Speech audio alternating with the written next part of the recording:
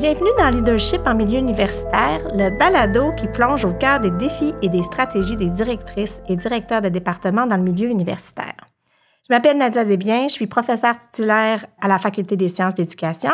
J'ai moi-même occupé un poste de directrice de département pendant 6 ans avant de m'engager dans des fonctions de soutien à la carrière professorale, visant notamment le développement du leadership. C'est à partir de ces expériences, mais aussi des nombreuses discussions que j'ai eues avec plusieurs collègues qu'est née l'idée de ce balado. Dans cette série, en 6 épisodes, nous explorerons les réalités de ce rôle clé au sein de l'université, de la gestion d'un département à la prise de décisions complexes. Chaque épisode mettra en lumière un aspect fondamental du leadership universitaire, avec des invités passionnés et expérimentés, prêts à partager leurs perspectives uniques. Et moi aussi, j'en profiterai pour glisser quelques échos de mon propre parcours. Ce balado s'adresse particulièrement à celles et ceux qui viennent d'entrer en fonction comme direction de département ou qui s'y préparent. Vous y trouverez des repères, des conseils, des pistes concrètes, peut-être même un peu de plaisir à vous reconnaître dans les récits partagés.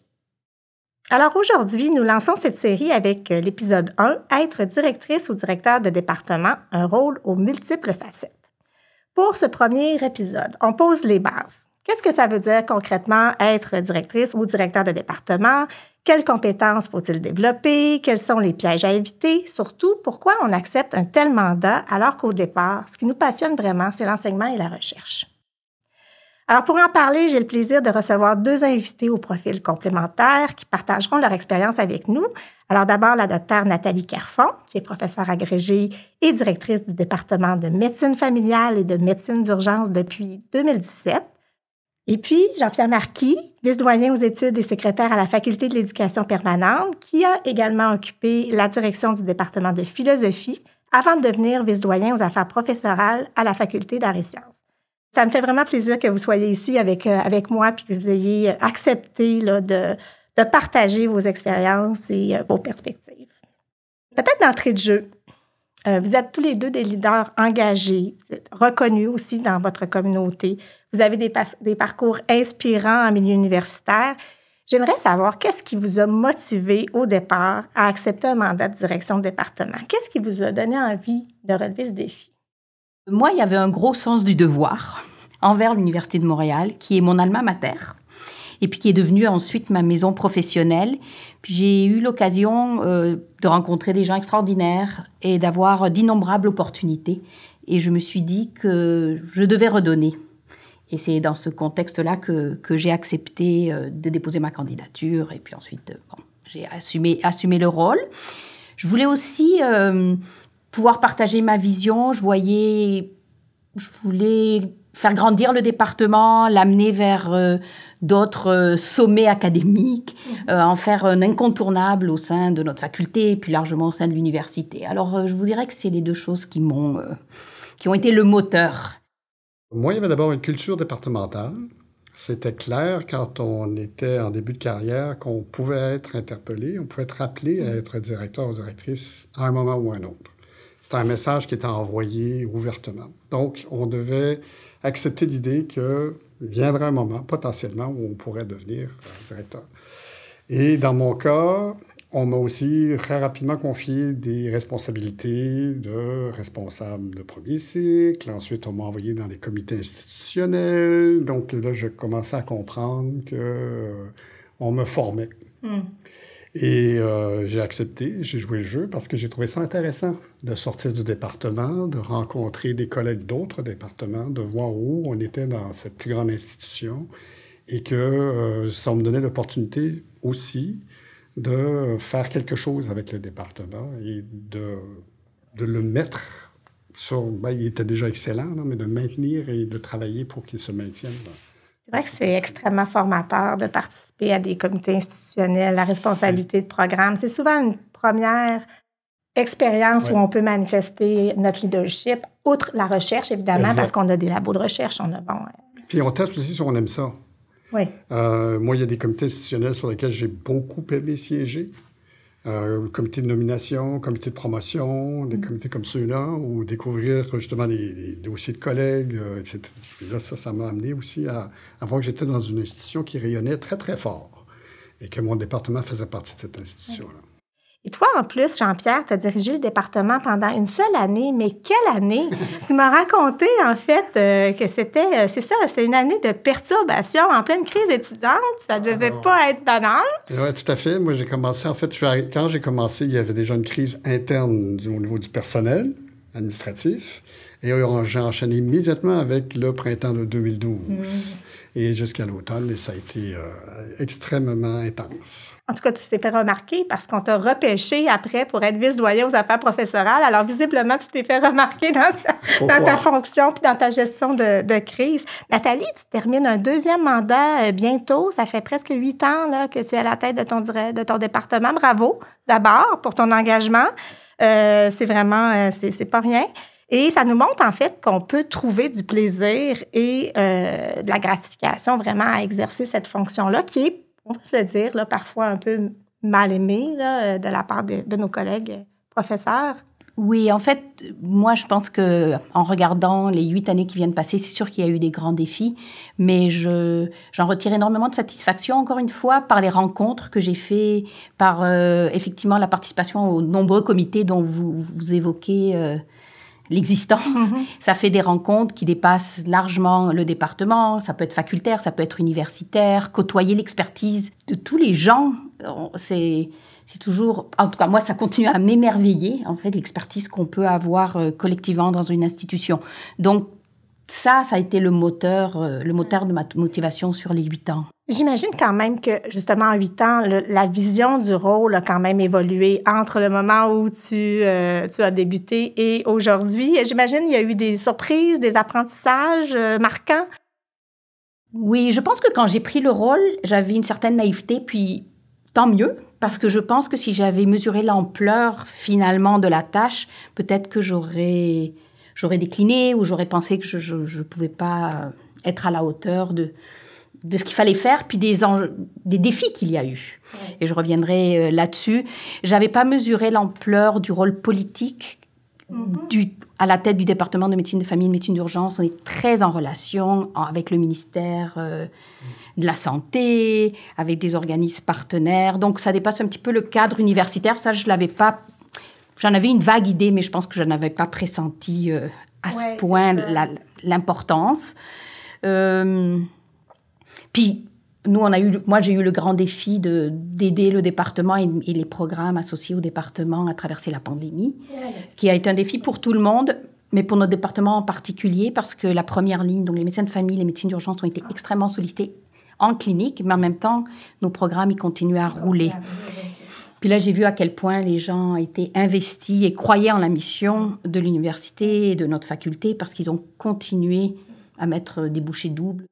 Vous avez évoqué, en fait, Nathalie, le fait que l'idée de votre rôle, ce que ça impliquerait au départ, puis finalement, 8 ans plus tard, on comprend mieux les rouages, etc. Mais quand même, qu'est-ce que vous diriez, par exemple, à la version de vous-même qui, si vous aviez à reculer 8 ans avant? Je lui dirais, tu as bien fait de faire une planification stratégique dès la première année. Je l'avais fait parce qu'on m'avait dit que c'est ce qu'on fait. Bon, c'est ce qu'on fait. Mais ça m'a vraiment aidée, notamment et bizarrement, on dit dans une planification stratégique, il faut identifier les valeurs. OK, bon, on va faire ça. Puis, honnêtement, je ne comprenais pas si bien l'importance de ces valeurs, mais finalement, ces valeurs ont été mon guide, surtout lorsqu'il fallait... soit reconnaître quelqu'un, ça c'est toujours plus facile, mais surtout prendre des décisions difficiles. Je revenais aux valeurs et je dis, bon, il va falloir que je tranche de cette façon-là, mais c'est le phare. C'est le phare, ouais. Oui, exactement. Alors je dirais à moi-même, c'était une bonne idée, même si en fait tu ne mesurais pas l'ampleur de la bonne idée, puis merci pour les conseils. Je dirais aussi... ne jamais rester seul avec un problème. Il y a toujours quelqu'un avec qui on peut échanger, puis qui va peut-être nous apporter une autre façon de voir quelque chose. Donc, de collaborer. Ah oui, c'est vraiment... Je vois Jean-Pierre qui hoche à la tête. Oui, non, tout à fait. Moi, je vais dire une des premières choses, c'est bien connaître son équipe. Ah. Ça, c'est vraiment indispensable d'être... toujours partager les problèmes pour les solutions... connaître les forces et les faiblesses de tout le monde avec qui on connaît travaille. En principe nos collègues. Oui, mais c'est pas seul. Les collègues, oui, puis parfois non. Ça, c'est autre chose. Hein? On va y revenir peut-être. Mais l'équipe, l'adjoint ou l'adjointe, TA, TCTB, TGDE... De précieux alliés. Les précieux alliés dans tous les dossiers. Okay. Et ça, apprendre à travailler avec ces gens-là, les respecter, les reconnaître et collaborer. Ouais. Ça, c'est un des plaisirs de ce travail. Ça, je dois l'avouer, parce que nous, alors c'est peut-être différents métiers, mais alors moi, en philo, on travaille seul. On est vraiment des solitaires qui aiment travailler sur nos dossiers, etc. Quand on se retrouve, il faut aimer travailler en équipe, il faut apprendre à travailler en équipe. Puis c'est aussi le plaisir de travailler en équipe. De voir qu'il y a des gens qui prennent ça à cœur, qui s'investissent, qui ont des bonnes idées, qui peuvent trouver des solutions auxquelles on ne penserait pas, qui nous aident, qui nous accompagnent. Puis moi, je dois avouer que ça faisait partie de ma décision aussi, avec une certaine déception quand ça s'est produit, parce que quand j'ai commencé ma carrière, et j'ai commencé à comprendre qu'on m'alignait vers le poste, l'équipe en place était là depuis un bon bout de temps, puis c'était une équipe extraordinaire. Mais au moment où j'ai été nommé, tout le monde était parti. Et là, c'était le roulement de personnel, etc., etc. Donc là, il fallait réapprendre complètement. Il a fallu que je reconstruise une équipe. Ça, c'était mon premier mandat. Mais ça, je pense que oui. Là. Donc, apprendre à collaborer, apprécier cette collaboration-là aussi, c'est une facette vraiment cruciale. Est-ce que vous pensez que, bon, dans ton cas, Nathalie, j'imagine qu'il y a des gens qui te soufflaient à l'oreille pour que tu déposes ta candidature. Jean-Pierre, on t'a un peu recruté par la force des choses en te faisant gagner en assurance par rapport à ta collaboration pour l'université. Est-ce que vous pensez qu'il y a des compétences qu'on reconnaissait chez vous? D'après vous, c'est quoi les compétences qui font qu'on est identifié comme un leader potentiel? Moi, je pense que c'est d'être toujours positif, pas d'occulter les problèmes, mais d'être dans un mode solution. Malgré tout, une appartenance très forte à ma faculté, à l'université. Ça, je pense que ça se voyait. Le plaisir de travailler au sein de la faculté. Je pense que ça a joué. Des bonnes relations. La capacité, en fait, à établir des bonnes relations, des liens humains et, encore une fois, à collaborer. Probablement que ça a joué. On ne me l'a jamais dit, mais en réfléchissant, je me dis que ça doit avoir joué. Ouais. Jean-Pierre? Moi, je dirais, je reprends certaines choses, d'avoir accepté de travailler sérieusement dans des comités. J'insiste sur le sérieusement. Faire tes devoirs. S'impliquer, arriver prêt, être capable de collaborer, faire avancer les dossiers, trouver des solutions. Ça, je pense que c'était apprécié. Personnellement, je pense qu'on appréciait mon écoute et ma patience, de ne pas être trop impulsif, de ne pas prendre des décisions trop rapidement, de consulter, etc., qu'on a vu rapidement chez moi ou le détecté d'une certaine manière. L'intelligence émotionnelle, hein? Je pense que c'est une compétence qui est pas mal utile. Oui, parce que c'est pas une posture facile que celle de directeur ou directrice. Non, on travaille avec nos collègues et on redevient un collègue éventuellement.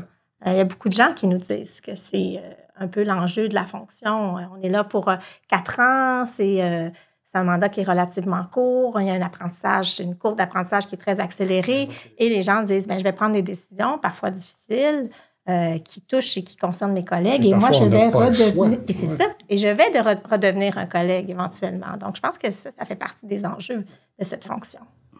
Je pense qu'une des qualités maintenant que ça me fait penser, capacité à dire les choses, même les plus difficiles, toujours dans le respect. Mais je pense qu'il faut avoir, en tout cas comme aptitude, le fait de pouvoir dire quand quelque chose ne va pas bien ou amener le groupe à penser différemment.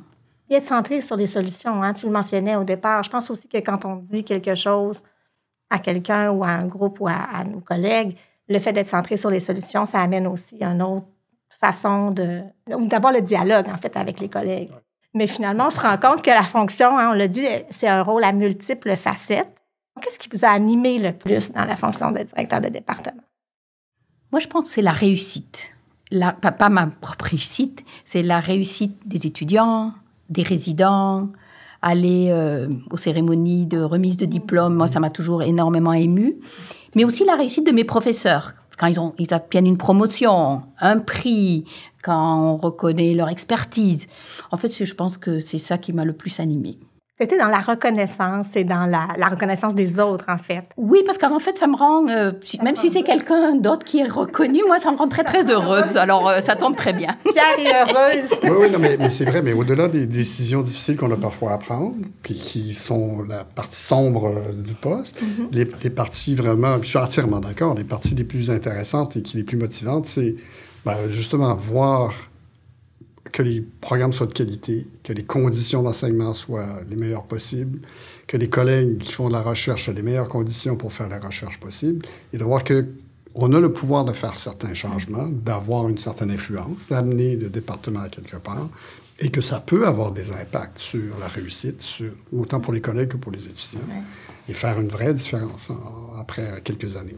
Moi, ce que j'adorais le plus, honnêtement, c'est le recrutement. Et tout ce qui vient avec, c'est-à-dire recruter un nouveau collègue, que ça soit stratégique pour le département, accueillir cette nouvelle recrue, soutenir son intégration, le mentorer d'une certaine façon. Moi, c'est ce qui m'a attirée, moi, au moment de choisir de devenir directrice de département. Et c'est toujours ce qui m'a animée le plus dans cette fonction-là. J'ai adoré. Et je ne suis pas sûr que les directeurs mesurent bien le pouvoir qu'ils ont dans ce rôle-là.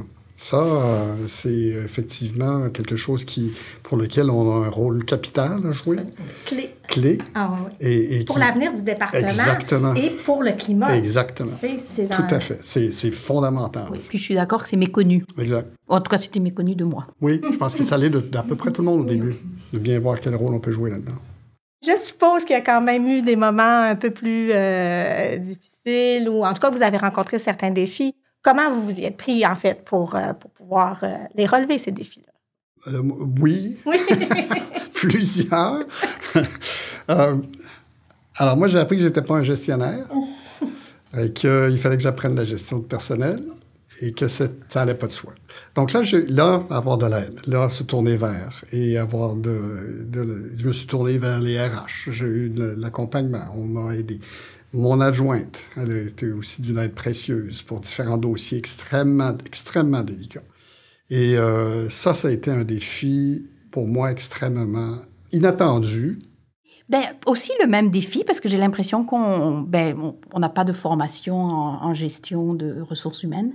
Et puis, dans un contexte de beaucoup de roulement de personnel, ça complique la vie, parce qu'on croit avoir une équipe stable pendant quelques mois, puis là, tout d'un coup, on perd la personne clé.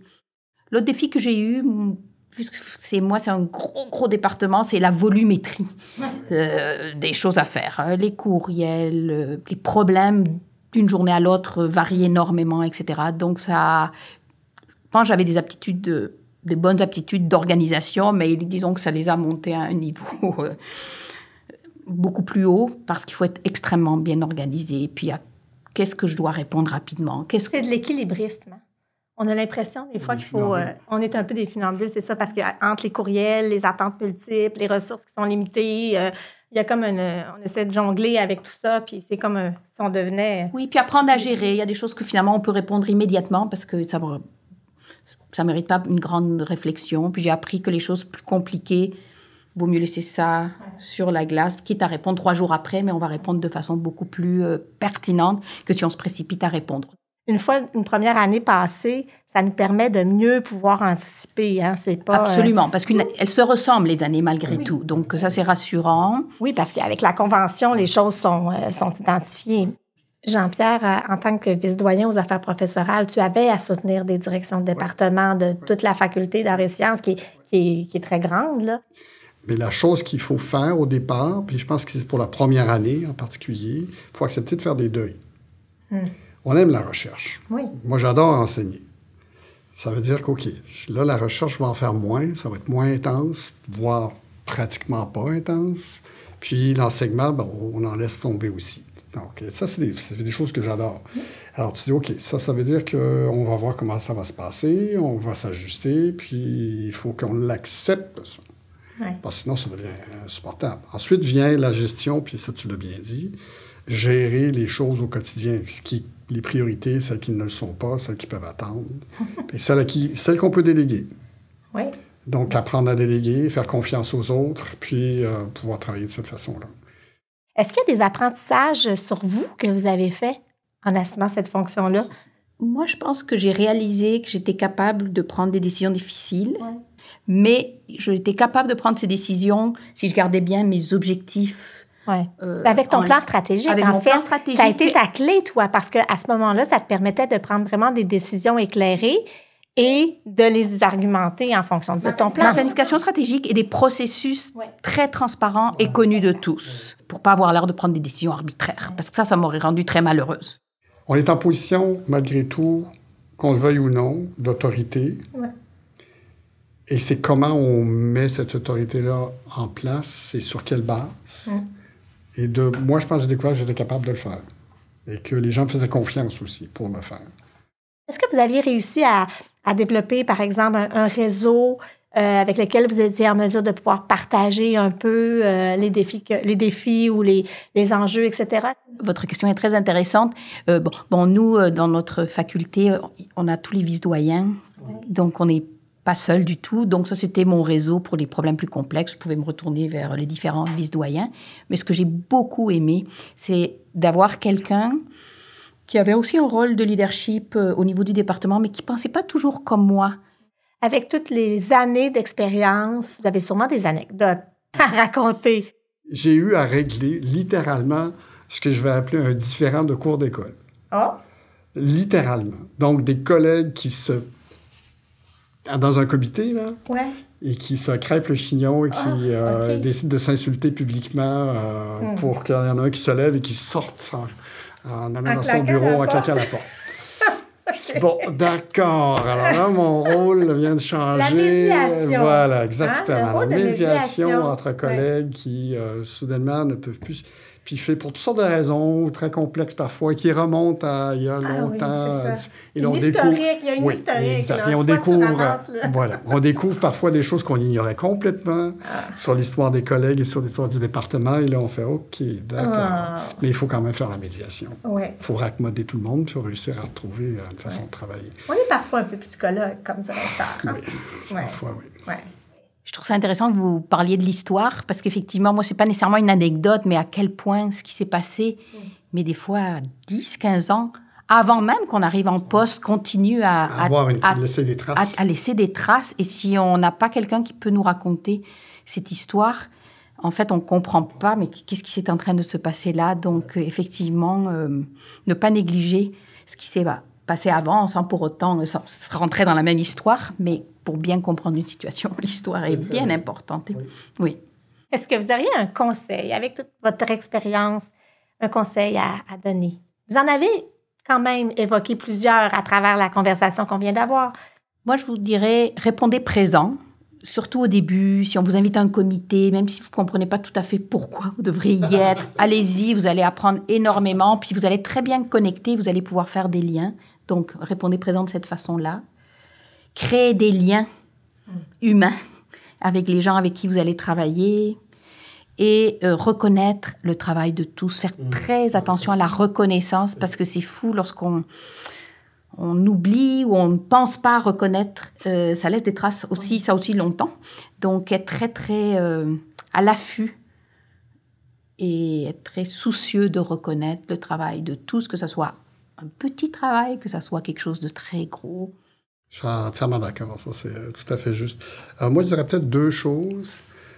On l'a déjà évoqué plusieurs fois. Ne pas hésiter à demander de l'aide.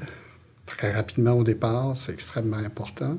Puis l'autre élément qui est moins facile peut-être à comprendre, mais que je juge, mais là je vais faire une analogie, d'enseignant.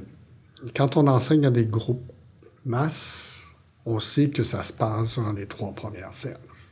Que si on loupe notre coup durant les 3 premières séances, on va perdre le contrôle du groupe. Et donc, on va perdre le contrôle de l'enseignement. Moi, je pense qu'il y a une analogie à faire aussi quand on accepte d'être en poste. Je pense qu'il faut que notre posture soit très rapidement claire pour nos collègues et qu'ils le comprennent bien rapidement. Mais ça veut dire qu'il faut qu'elle soit claire pour nous-mêmes quand on accepte de prendre la direction et qu'on comprenne bien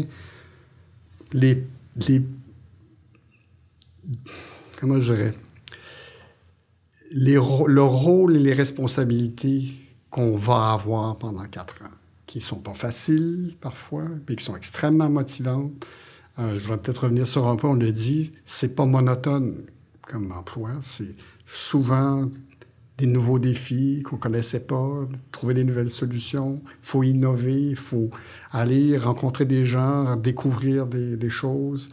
Alors, on est tout le temps motivé par ça. Enfin, moi, je l'ai été. À chaque fois arrivé au travail, dire je ne sais pas ce qui m'attend aujourd'hui. Outre le cycle normal de l'année avec les promotions, les embauches, la programmation des cours et ainsi de suite, c'est ces éléments-là qui viennent s'ajouter. Mais comprendre nos rôles et responsabilités qui sont très différentes de celles d'un prof et qui, néanmoins, même si c'est pour une courte période, peuvent avoir un rôle déterminant, un impact sérieux sur la vie du département et la suite. Puis, ça me fait penser à ne vous précipitez pas à prendre des décisions, à remettre tout à l'envers avant d'avoir écouté tout le monde, bien compris.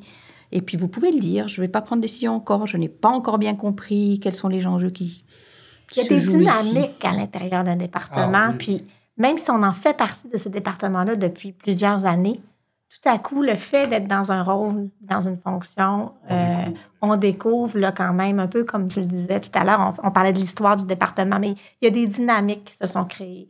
Et il faut bien les comprendre, ces dynamiques-là, pour être en mesure de faire le travail correctement. Puis aussi, on est un peu entre l'arbre et l'écorce.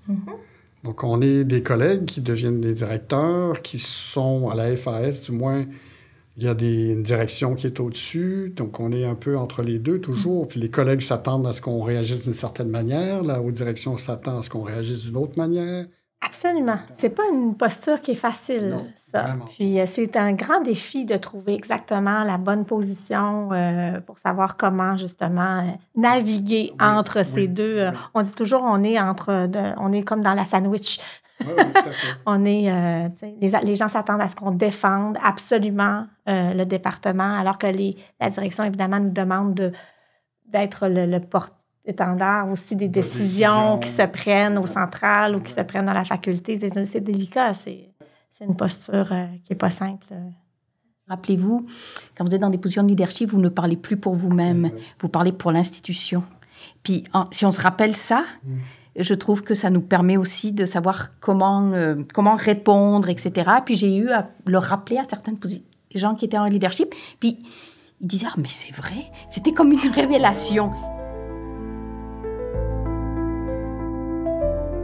Merci encore à vous deux pour cette discussion riche, authentique, vraiment éclairante. On voit bien que derrière le titre de directrice ou directeur de département, il y avait vraiment une réalité humaine, complexe, exigeante, mais aussi profondément stimulante.